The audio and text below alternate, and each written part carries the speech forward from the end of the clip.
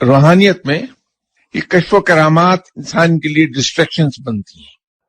ये दो तरह से डिस्ट्रैक्शंस बनेंगी कि इंसान की समझ में आता नहीं कि मेरे साथ क्या गुजरा, मेरे हाथों क्या हो गया, ये किस मकाम की बात है, तो वो अपने आप को बहुत बड़ा वली समझने लगता है।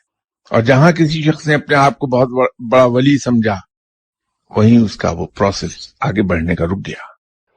जहां किसी शख्स ने समझा कि मेरे पास बहुत इल्म आ गया है, फर्दर इल्म हासिल करने का प्रोसेस खत्म हो गया।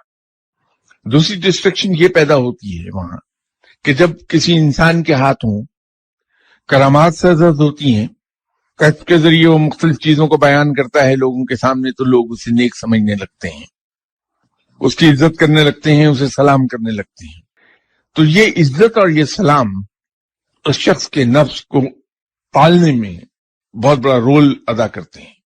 उस शख्स का नफ्स फलने फूलने लगता है, और जहां किसी शख्स का नफ्स फलने फूलने लगा, वो तबाही की रास्ते पर चला गया।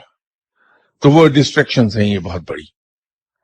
लेकिन इन डिस्ट्रैक्शंस में से कोई गुजर गया और उसने उधर तवज्जो न दी, बल्कि अपनी नजर एक बात पर रखी कि मेरी मंजिल अल्लाह की दोस्ती है, कुर्ब इलाही है, अल्लाह का हासिल होना मेरी मंजिल है, तो वो झटकता चला गया इन तमाम चीजों को, तो वो बड़ी तेजी से आगे चला जाएगा।